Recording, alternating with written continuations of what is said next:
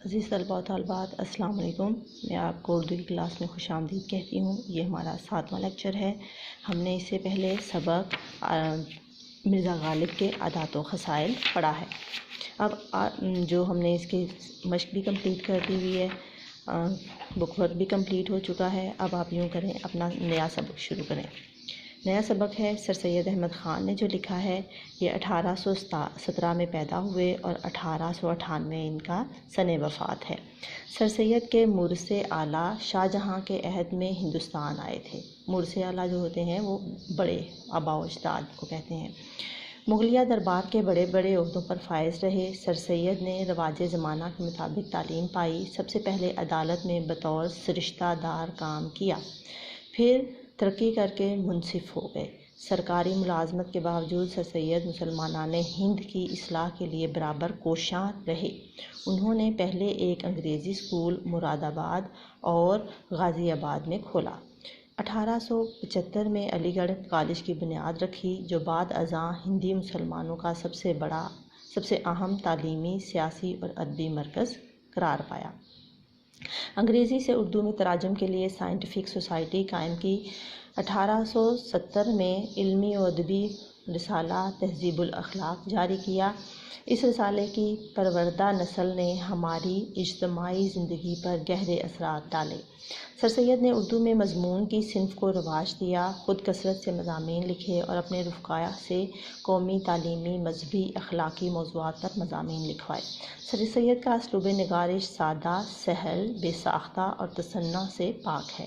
بابائے Urdu doctor مولوی عبدالحق کا کہنا ہے، من جملہ بے شمار احسانات کے جو سر سید نے ہماری قوم پر کیے، ان کا بہت بڑا احسان اردو زبان پر ہے۔ انہوں نے زبان کو پستی سے نکالا، انداز بیاں میں سادگی کے ساتھ وسعت پیدا کی، سنجیدہ مضامین کا ڈول ڈالا اور جدید علوم کے تراجم کرائے۔ بے لاگ تنقید اور روشن خیالی سے اردو ادب میں انقلاب پیدا کیا۔ سر سید ایک بہت بڑے مصلح، معمار قوم ہونے کے علاوہ اعلیٰ درجے کے مصنف بھی تھے۔ انہوں نے چھوٹی بڑی 30 سے زائد کتابیں لکھیں، تقریریں، خطوط اور مضامین کے مجموعے ان کے علاوہ ہیں۔ ان کی اہم تصانیف میں آثار السنادید، رسالہ اسباب بغاوت ہند، تبین الکلام، خطبات احمدیہ اور تفسیر قرآن شامل ہیں۔ اچھا جی، آگے اگلا پیج کھولیں۔ اگلے پیج پہ ان کا سبق ہے جی، لکھا ہوا مضمون ہے کاہلی۔ ہم یہاں پہ سبق کی پڑھائی تو نہیں کر سکتے، لیکن میں ابھی یہاں پہ اس کا خلاصہ بیان کروں گی کہ سبق میں بتایا کیا گیا ہے۔ سبق ہے جی کاہلی کے مطابق، کہتے ہیں کہ کاہلی صرف یہ نہیں ہے کہ لوگ ہاتھ پاؤں سے محنت نہ کریں، بلکہ ذہنی صلاحیتوں کو کام میں نہ لانا، قوت ارادی سے کام نہ لینا ہی اصل میں کاہلی ہے۔ زندگی گزارنے کے لیے اور کھانے پینے کی ضرورتوں کو پورا کرنے کے لیے محنت بہت ضروری ہے، اور لوگ مجبوری میں محنت کرتے بھی ہیں اور اپنی ذہنی صلاحیتوں سے کام نہیں لیتے، اور ذہنی طور پر کاہل بنتے ہوئے بالکل حیوان صفت ہو جاتے ہیں۔ لوگ پڑھتے لکھتے ہیں اور ترقی کرتے ہیں، لیکن شاید ہی کوئی اپنی تعلیم اور عقل کو ضرورت کے وقت کام میں لاتا ہو۔ اگر انسان صرف اپنی عارضی ضرورتوں کو پورا کرے اور اپنی ذہنی قوتوں اور صلاحیتوں کو کام میں نہ لائے تو وہ دوسرے حیوانوں جیسا حیوان بن جاتا ہے۔ ایسا شخص جس کی ضرورتیں اور اس کی آمدنی اس کے مناسب ہو اور اس کے جو اخراجات ہیں اس کو پورا کرتی ہو، وہ محنت بھی اس کو نہ کرنا پڑے اور وہ اپنی صلاحیتوں اور دلی قوت ارادی سے بھی کام نہ لے، تو وہ وحشیانہ عادتوں کا مالک ہو جاتا ہے، اور وہ بالکل ایسے ہی ہوتا ہے جیسے دوسرے حیوان۔ صرف یہ ہوتا ہے کہ وہ جنگلوں میں رہنے والے وحشی، اور وہ جو حیوان ہوتے ہیں وہ جنگلوں میں رہتے ہیں اور وحشی ہوتے ہیں، جبکہ یہ ایک وفادار وحشی ہوتا ہے۔ آگے وہ کہتے ہیں اگلے پیراگراف میں کہ اس بات سے ہم انکار نہیں کر سکتے کہ ہندوستان میں جو رہنے والے لوگ ہیں ان کو قوت ارادی اور ذہنی صلاحیتوں کو کام میں لانے کے موقع موجود نہیں ہیں ان کے لیے، جبکہ یورپ خصوصاً انگلستان میں لوگوں کے پاس اس طرح کے مواقع بہت زیادہ ہیں۔ انگلستان برطانیہ کو، انگلینڈ کو کہتے ہیں، ٹھیک ہے جی۔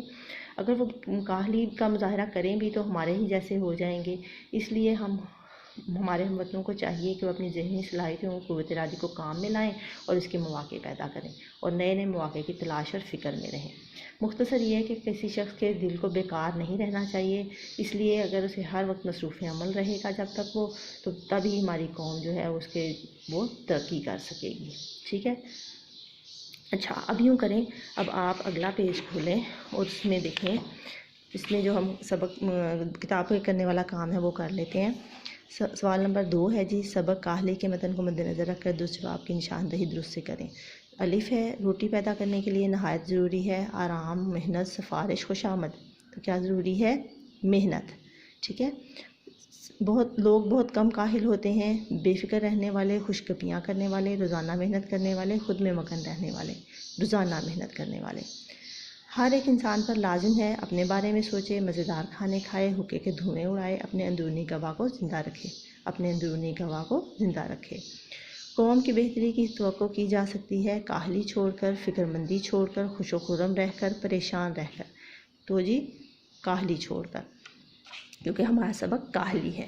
اور بھی بہت سے آپشن ایسے ہوتے ہیں جو بہت ٹھیک لگ رہے ہوتے ہیں، لیکن ہم انہیں نہیں چوز کر سکتے، ہم لوگوں نے صرف اسی آپشن کو لینا ہے جو کہ کتاب میں لکھا ہوا ہے۔ آگے سوال نمبر 3 دیکھیں، موضوع الفاظ سے خالی جگہ پر کریں۔ اٹھنے بیٹھنے چلنے پھرنے میں سستی کرنا ڈیش ہے، نیند، کاہلی، بیکاری، بے عملی، کاہلی۔ جب اس کے دلی قواعد کی تحریک سست ہو جاتی ہے اور کام میں نہیں لائی جاتی تو وہ اپنی ڈیش خصلت میں پڑ جاتا ہے، انسانی حیوانی جبلت، انسانی کمزوری، حیوانی خصلت میں۔ ہمارے ملک میں جو ہم کو اپنے قوائے دلی اور قوائے عقلی کو کام میں لانے کا موقع نہیں دے رہا، اس کا بھی سبب یہی ہے کہ ہم نے ڈیش اختیار کی ہے، کاہلی، بے راہ روی، کمار باشی، تماش بینی، کاہلی۔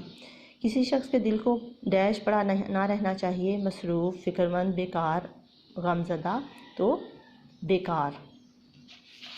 اچھا جی، آگے دیکھیں، درج ذیل الفاظ کے متضاد لکھیں۔ متضاد میں آپ کو اس کی تصویر بھیج دوں گی۔ ویسے کاہلی کا ہے چستی، عقل، بے عقل، عارضی، دائمی، وحشی، مہذب، شک، یقین، مصروف، بیکار۔ اچھا سوال نمبر 5 ہے، درج ذیل بیانات کے آگے درست اور غلط کے آگے غلط کا نشان لگائیں۔ دلی قوا کو بیکار چھوڑ دینا سب سے بڑی کاہلی ہے، درست۔ ہاتھ پاؤں کی محنت اوقات بسر کرنے اور روٹی کما کر کھانے کے لیے ضروری نہیں، غلط۔ یہ سچ نہیں ہے کہ لوگ پڑھتے ہیں اور پڑھنے میں ترقی بھی کرتے ہیں، غلط۔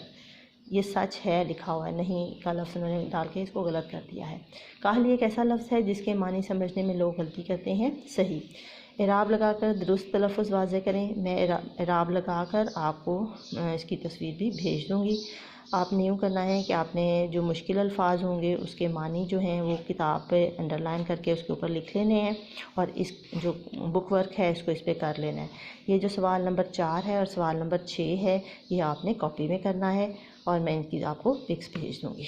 اوکے جی، آج کے لیے اتنا ہی، اللہ حافظ۔